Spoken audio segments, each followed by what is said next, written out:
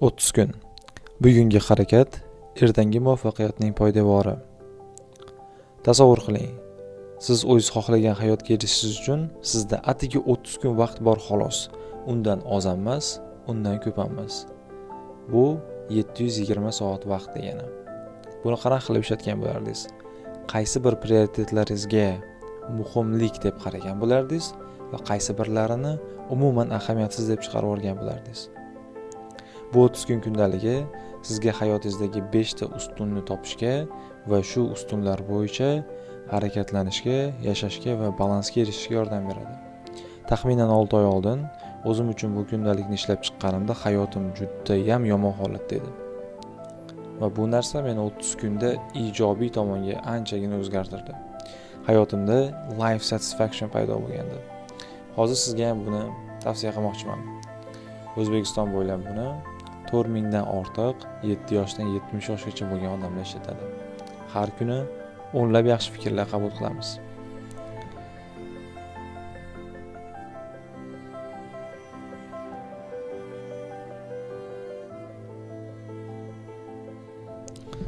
Keling sizga 9-kun misolida buni tushuntirib beraman.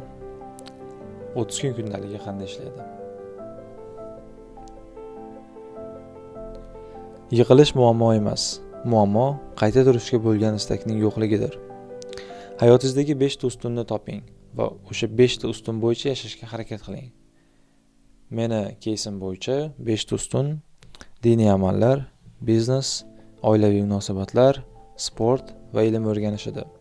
Har kuni o'zimga bittadan maksimum 3 tagacha bo'lgan vazifa belgilayman va shu vazifalar bo'yicha kunimni o'tkazishga harakat qilaman. Diniy amallar meni ruhiy holatim uchun muhim. Biznesim bo'lsa, ishimga, kasbiy rivojlanishimga.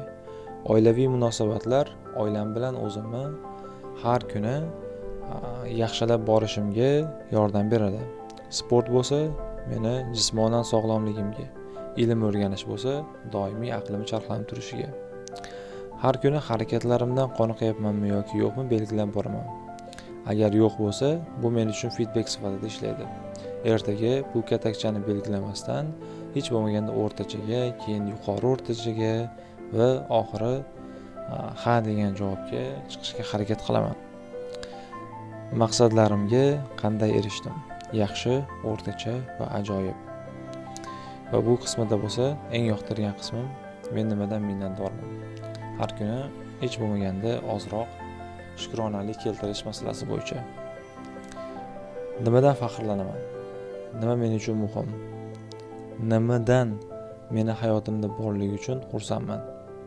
O'zimni qanday his qilyapman? Bu ham xuddi shunaqa 25%, 50%, 75%, 100% desa bo'ladi.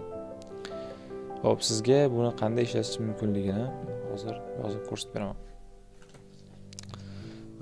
Hech narsani yozib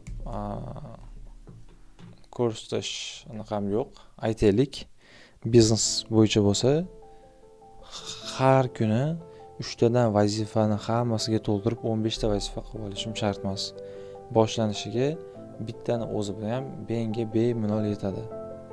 Misol uchun, biznes bo'yicha aytaylik, kontent tayyorlash.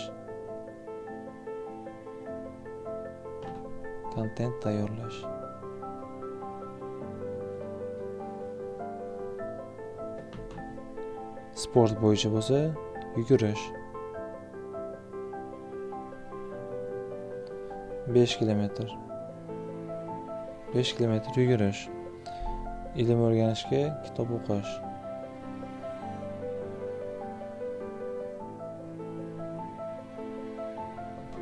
Aytaylik 40 bet. Endi oilaviy munosabatlarga dadam bilan suhbat.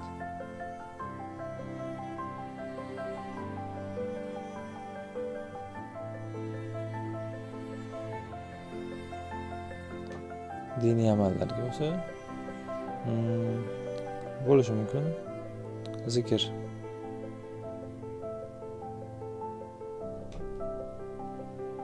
Tongi va tungi.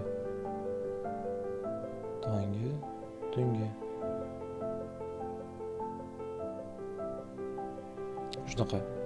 Siz boshlanishiga 30 kunda birinchi kunida bittadan vazifa belgilab borsangiz, bu sizni overwhelmed, ya'ni bosim ostida qolib ketishingizdan asraydi. Va shu holatda boshlaydigan bo'lsangiz, aytaylik, 7-kuniga borganingizda, 8-chi, 10-kunga borganingizda ikkinchi katakchalarni ham to'ldirishni boshlaysiz. Yoki agar siz allaqachon samaradorlikni oshirib, o'rtachadan yana ham yuqoriga oshirmoqchi bo'lsangiz, bosh kunlaridan boshlab 2talab, 3talab katakchalarni to'ldirib borsangiz bo'ladi. Xo'p, bu 30 kun kundalikni yana ham zo'r foydalanish uchun sizga bitta muhim narsani aytmoqchiman. Iloji bo'lsa, buni challenge sifatida boshlang va bu har qanday onlayn boshlangan challengedan yaxshiroq, sababi miyasi aktiv ishlayotgan bo'ladi. Iloji bo'lsa, bironta do'stingiz bilan boshlang. Agar sizga shu kundalik kerak bo'lsa, pastda link qoldiraman. O'sha link bilan bog'lanib, buyurtma berishingiz mumkin.